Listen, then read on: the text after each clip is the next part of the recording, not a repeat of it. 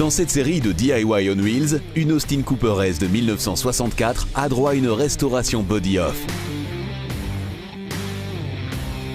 Dans l'épisode précédent, le châssis avant et le châssis arrière ont été préparés pour le montage.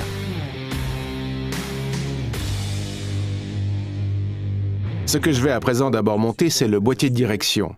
Car une fois les châssis dedans, je n'y aurai plus accès. Je l'ai nettoyé complètement et contrôlé. Et il n'y a de jeu nulle part, même pas au niveau des rotules. Elle tourne très souplement. Et ce n'est pas plié non plus. Cela peut parfois être le cas après un accident ou autre. Le boîtier de direction fonctionne encore parfaitement. Je vais d'abord le graisser à nouveau et placer de nouveaux manchons. Lors du premier contrôle, j'avais vu qu'ils étaient déchirés. Je vais donc remplacer sur ce boîtier de direction tout ce qui est sensible à l'entretien. Mais en soi, le boîtier de direction est toujours en bon état. Il peut être encore généreusement doté d'une portion fraîche de graisse de lubrification. Carl répartit bien la graisse à l'intérieur en faisant tourner le boîtier de direction dans un sens et dans l'autre. Un autre avantage, c'est que la graisse ancienne et excédentaire est aussi évacuée.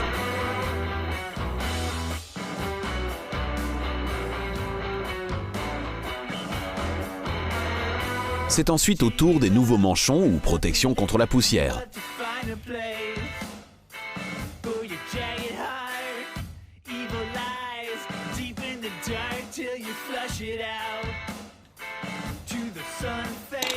Ici aussi, Carl fait à nouveau tourner le boîtier de direction afin de contrôler le fonctionnement.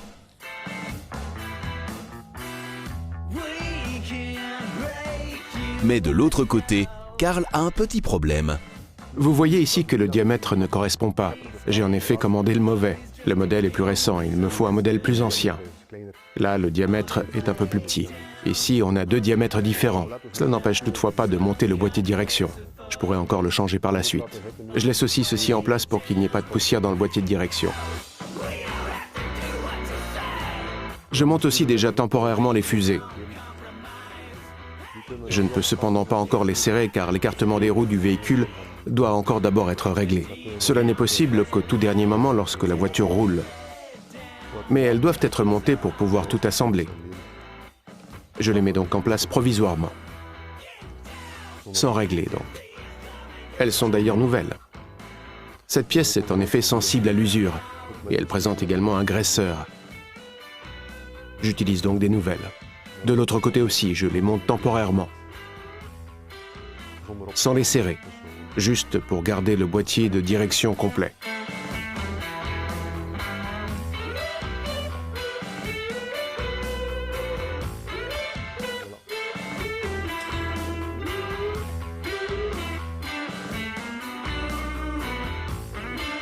Maintenant que le boîtier de direction est prêt, il peut être monté dans la Mini. Comme vous le voyez, il vient derrière le châssis avant. Si le moteur et le châssis étaient déjà en place, ce ne serait pas très facile.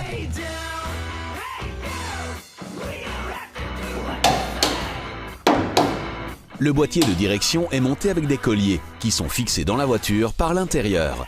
Ici, vous pouvez choisir si vous en faites une Mini à direction à gauche ou à droite. Cette voiture doit correspondre le plus possible à la version d'origine.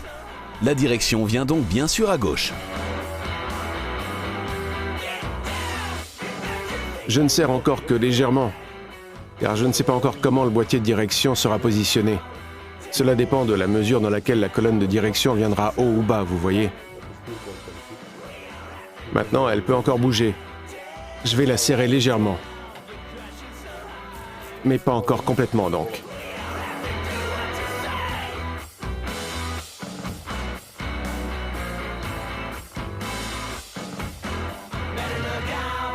Ensuite, c'est au tour du châssis arrière. Je peux à présent monter le faux châssis dans la Mini.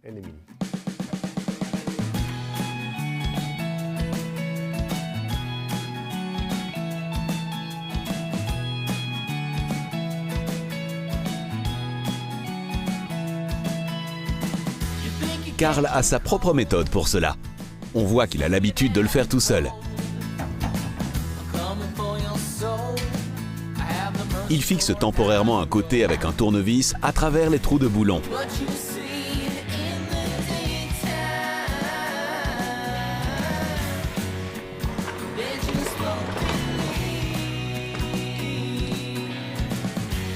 Puis il lève le faux châssis à sa place et fait pareil de l'autre côté.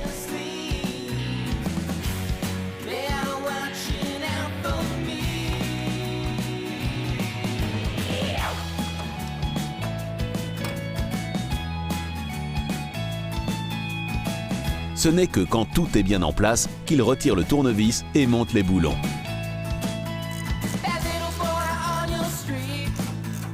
Je serre d'abord juste un peu, jusqu'à ce que tout soit en place.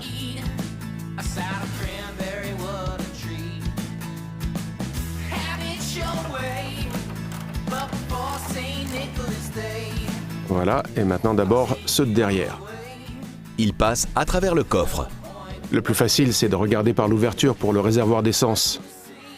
Et j'ai de la chance, c'est une couperesse, et il y a donc aussi une ouverture de l'autre côté.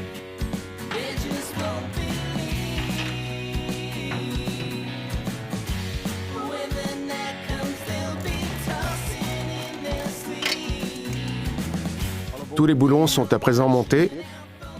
Je vais maintenant bien les serrer afin que tout soit bien fixé.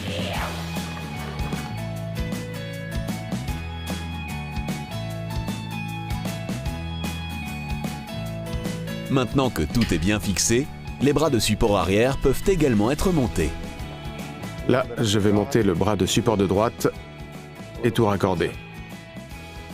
Je commence par la pièce de jonction, avec la rotule dessus. Elle vient ici dedans et là, dans la sphère. Et maintenant, le bras de support.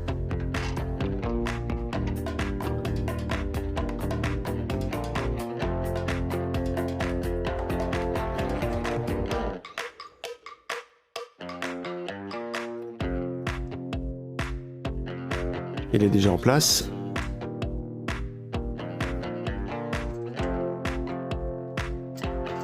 Et à présent, la flotte dessus avec la bague de graissage.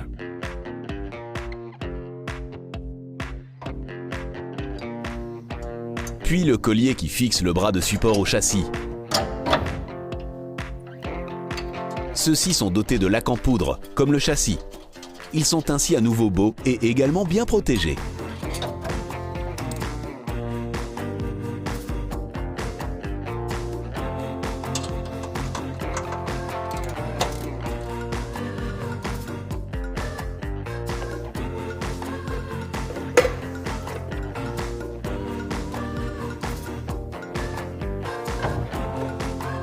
Le ressort vient ensuite dessus.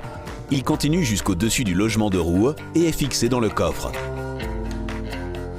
Il fait en sorte que la suspension ne puisse pas patiner, vu qu'elle est montée ici horizontalement à l'arrière.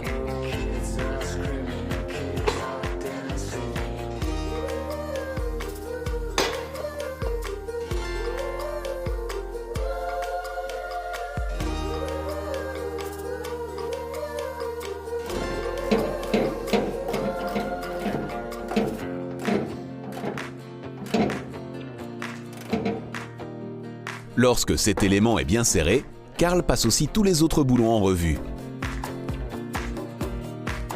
Il s'agit ici de la suspension de la voiture.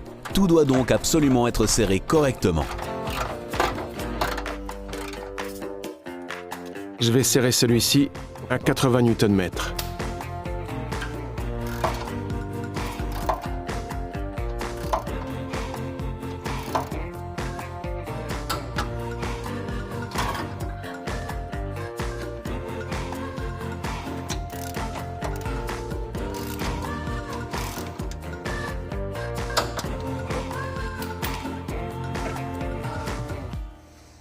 Et je vais serrer le reste à 30 Nm.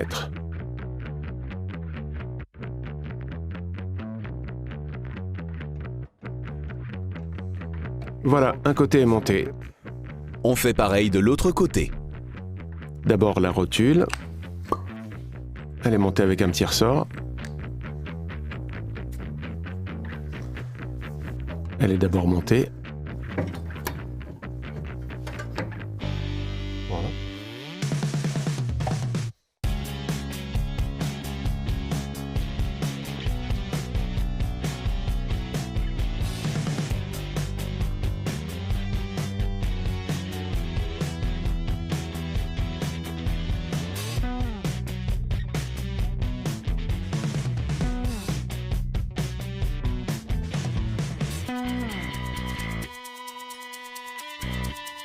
Voilà, c'est prêt aussi. Et ainsi, la suspension est prête à l'arrière. C'est maintenant au tour de la suspension avant. Comme nous l'avons dit, nous allons monter le châssis à l'avant avec le bloc moteur. Karl amène donc d'abord le bloc moteur.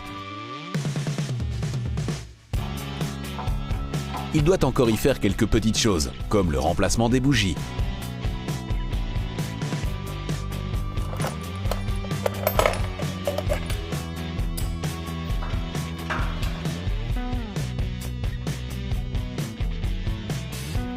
Voilà, le moteur est soigneusement peint. Je vais commencer par le finir. Puis, je vais d'abord monter le moteur sur le châssis et ensuite monter les deux par le dessous de la Mini.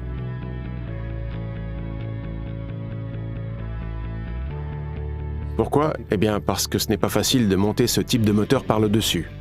Cet élément doit en effet venir sous le châssis.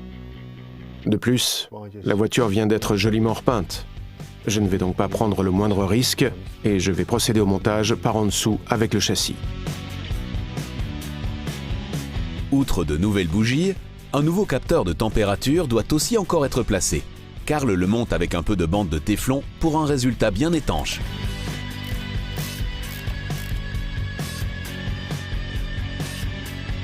Et maintenant, encore les têtes de cardan.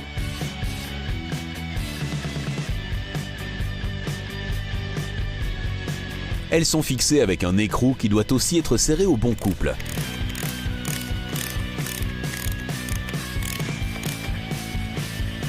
Avec un grand tournevis, il bloque le cadran.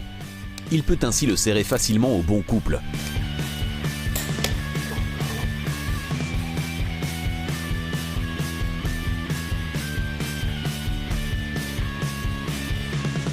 Le couvercle des soupapes n'est pas encore complètement prêt non plus. Des plaquettes, nouvelles mais d'origine, sont placées dessus. La révision du bloc moteur est ainsi complètement bouclée.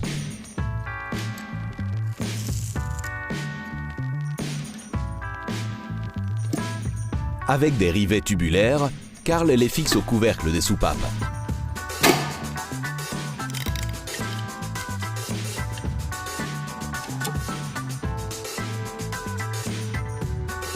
Il le met ensuite de côté afin qu'il ne soit toujours pas endommagé pendant le montage du bloc moteur.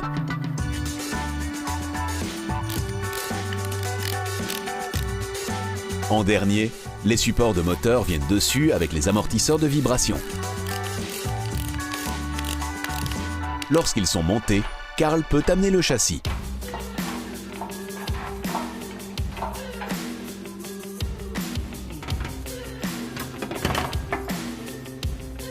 Ici, vous voyez maintenant bien que la partie dépassant du moteur doit venir sous le châssis. Ce ne serait donc pas évident si le châssis se trouvait déjà dans la voiture. Je peux maintenant fixer le moteur dans son faux châssis.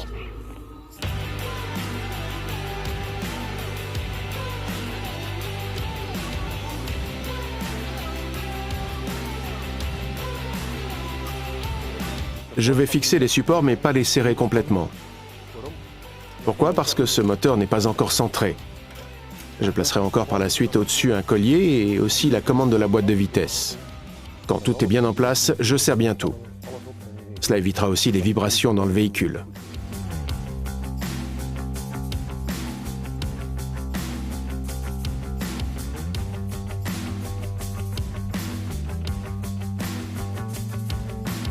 Lorsque tout est fixé, l'ensemble peut être préparé juste devant la voiture. Ensuite, nous levons un peu la carcasse et la faisons passer avec le chariot par-dessus le moteur.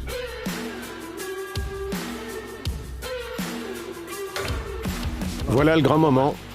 Le moteur et la Mini sont à nouveau réunis.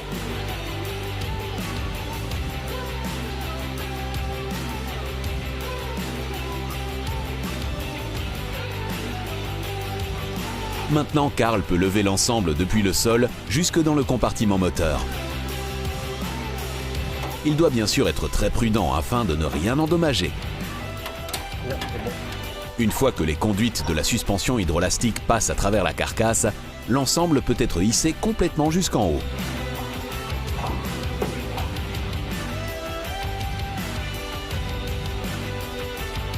Lorsqu'il est en place, Carl fixe le châssis le plus rapidement possible à la carcasse. À l'avant, il monte pour cela les boulons également utilisés pour tracter.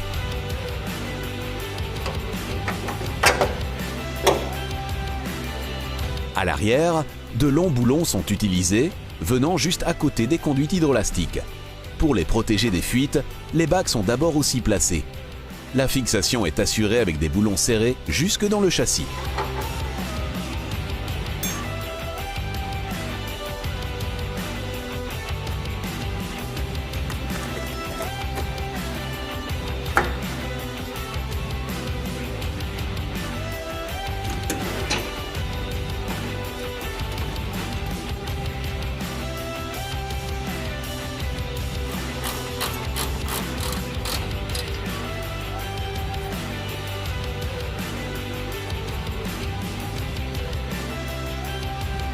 Et le châssis à l'avant est ainsi presque complètement fixé. Une étape importante dans la restauration de cette Austin Cooper S.